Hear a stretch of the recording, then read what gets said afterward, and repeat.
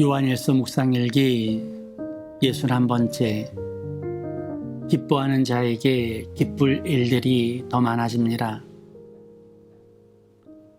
요한일서 3장 24절.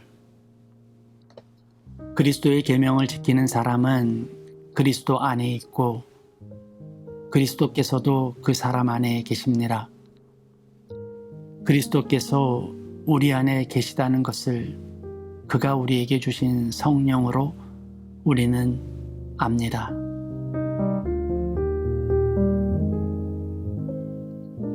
좋은 아침입니다. 무더위, 높은 습도, 끈적한 기분, 한여름의 날씨에도 몸과 마음의 건강을 잘 지키는 여러분 되시길 기도합니다. 특별히 급격한 온도차로 인해 몸이 상하지 않기를 바라고 높아지는 불쾌지수를 지혜롭게 잘 관리하시길 빌어요. 그것이 우리의 영성임을 잊지 마시기 바랍니다. 하나님의 계명이 무엇인지를 분명하게 말했던 사도 요한은 그 계명을 지키는 자들에게 주어지는 유익에 대해 오늘 설명하고 있습니다. 먼저 우리는 나보다 하나님이 더 크신 분임을 선포했죠. 그것이 믿음이라고요. 너무도 간단한 말이지만 사실 우리는 그 부분에서 가장 실수를 많이 합니다. 아니, 가장 잘 몰라요. 믿음이 무엇인지 잘 모르는 거죠. 사도 요한은 우리에게 믿음을 설명해 주었습니다. 하나님은 나보다 크신 분이라고 말이죠. 나보다 더 지혜로우시고 나보다 더 정확하시고 옳으신 분이라고 말입니다. 선지자 이사야의 입을 통해 하나님께서도 이렇게 말씀하시죠. 하늘이 땅보다 높듯이 나의 길은 너희의 길보다 높으며 나의 생각은 너희의 생각보다 높다. 이것을 인정하는 것이 믿음입니다. 그런데 우리는 우리가 더 우선이죠. 내 생각이 더 낫다고 여길 때가 한두 번이 아닙니다. 하나님이 노 하시면 우리의 감정은 어떤가요? 화를 내죠. 하나님께서 나의 생각을 막으시고 다른 길을 주셔도 우리는 인정하지 않을 때가 많아요. 내가 옳다고 여기니까 그런 거죠. 내가 더 나를 잘 안다고 생각하니까요. 내 현실을 주님이 잘 모르신다고 여기며 내 말을 들어야 한다고 하나님 앞에 대들죠. 이게 우리 믿음의 현실입니다. 어떤 이들은 우리가 어떻게 기쁨과 감사를 간직할 수 있느냐고 묻습니다. 기뻐할 수 없는 상황에 어찌 기뻐하냐고 말이죠. 맞습니다. 기뻐할 수 없는 현실에서 어찌 기뻐할 수 있겠습니까? 그런데 그 말에는 전제가 잘못되어 있어요. 자신의 기쁨을 현실에서 찾는다는 결정을 미리 한 질문이기 때문이죠. 그리스도인은 현실에서 기쁨을 찾지 않습니다. 오로지 믿음에서 기쁨을 찾죠. 하나님이 나를 누구보다 사랑하시고 나를 위해 졸지도 주무시지도 않으시며 눈동자같이 지키신다는 그 믿음, 나의 생각보다 더 깊이 생각하시고 나의 계획에 앞서 예비하시며 내가 저지른 죄보다 더 큰 용서를 품고 계심을 믿는 믿음에서 출발한 기쁨이기 때문입니다. 혹시 그런 경험 있으신가요? 수많은 사람들이 나를 오해하고 내 속마음을 몰라줄 때 속상하죠. 그런데 어떤 중요한 사람이 나를 알아줘요. 내가 믿고 의지하는 분이 나를 믿어줍니다. 그때 용기가 생기고 많은 오해 가운데도 실족하지 않고 묵묵히 헤쳐나갈 수 있었던 그런 경험 말이죠. 어떤 사람이 그랬다죠. 이 세상에서 단 한 사람이라도 나를 믿어주고 지지해주는 사람이 있다면 세상은 살만한 가치가 있다고요. 이게 기쁨 아닌가요? 하물며 지금 하나님이 나를 그렇게 믿어주시고 응원해 주신다면 어떨까요? 그보다 더 기쁠 수 있을까요? 그보다 더 용기가 날 방법이 있나요? 그래서 믿음과 기쁨은 하나인 거고 그것이 중요한 하나님의 계명이 되는 겁니다.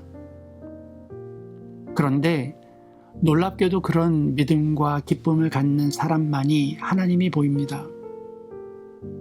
그분이 내 안에, 그리고 내가 그분 안에 있는 것이 보이죠. 사도 요한은 그것을 성령께서 알게 하신다고 하죠. 그러니까 우리가 믿음과 기쁨, 감사로 살면 성령이 우리와 함께 하신다는 거죠. 오해는 하지 마세요. 성령께서는 우리 가운데 늘 임재하십니다. 하나님께서 무소부재하신 것과 마찬가지로 말이죠. 그러나 그분의 영이 존재한다는 것과 일하신다는 것은 완전히 다른 것입니다. 소위 술집에도 하나님이 계십니다. 그런데 그곳에는 하나님의 일하심이 없어요. 왜냐하면 하나님의 일하심은 우리의 믿음과 함께 하시기 때문입니다. 교회나 술집이나 공간적으로 다를 바 없습니다. 이 말을 오해하지 마세요. 교회를 지었다고 그것이 건물이 아니라 무슨 신성한 공간이 되는 것은 아니라는 의미를 이해해 주시기 바랍니다. 그럼에도 교회 가운데 하나님의 일하심이 있는 이유는 그곳에 믿음이 있고 기쁨과 감사가 있기 때문입니다. 우리의 찬양이 있고 반응이 있기 때문이죠.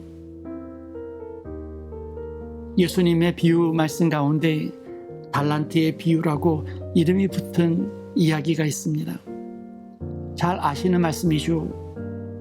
주인이 3명의 종에게 각각 5달란트, 2달란트, 1달란트를 주었던 비유 말씀이죠. 이 비유에는 수많은 의미들이 있습니다. 그 의미들이 주는 메시지가 다 있죠. 그런데 저는 그리 중요시되지 않는 한 부분에서 묘한 불편함을 가지고 있었어요. 그것은 이 대목입니다. 그에게서 1달란트를 빼앗아서 10달란트 가진 사람에게 주어라. 가진 사람에게는 더 주어서 넘치게 하고 갖지 못한 사람에게서는 있는 것마저 빼앗을 것이다.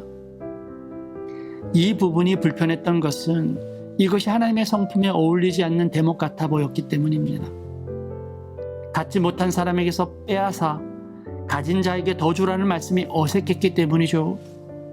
그런데 이 비유를 말씀하실 때 예수님은 이런 전제를 붙이셨어요. 또 하늘나라는 이런 사정과 같다. 그러니까 이 비유는 하늘나라의 원리가 작동하는 비유라는 뜻이죠. 그 원리 가운데 중요한 것이 오늘 본문과 연결됩니다. 바로 믿는 자에게 더 믿음의 능력이 일어난다는 것입니다. 찬양하는 자리에 더 하나님의 일하심이 드러나고요. 기뻐하는 자들에게 더 기쁜 일이 벌어진다는 거죠. 이게 하늘나라의 사정이라는 거예요. 그런 말씀 드린 적이 있죠. 잘못될 것을 묵상하면 묵상할수록 내 눈앞에는 잘못될 상황들이 더 많이 보인다고요. 부정적인 눈에는 부정적인 것들이 더 많이 보이듯이 말입니다. 그런데 믿는 자에게는 그 믿음이 확신으로 바뀌는 일들이 벌어집니다. 믿는 자 안에서 성령님이 일하시기 때문입니다. 기뻐하는 자에게 기쁠 일들이 더 많아져요. 기뻐하는 자를 하나님이 기뻐하시기 때문입니다. 감사하는 자들 눈에는 감사한 일들만 보입니다. 하나님의 일하심이 그곳에서 활성화되기 때문이에요. 오늘도 기뻐하는 공동체 가족들 위에 일하시는 성령님께서 더 기뻐할 일들을 보여주실 줄 믿습니다. 감사하는 자에게 하나님께서 친히 함께 하심을 느끼고 경험케 되는 은혜가 일어날 줄 믿어요.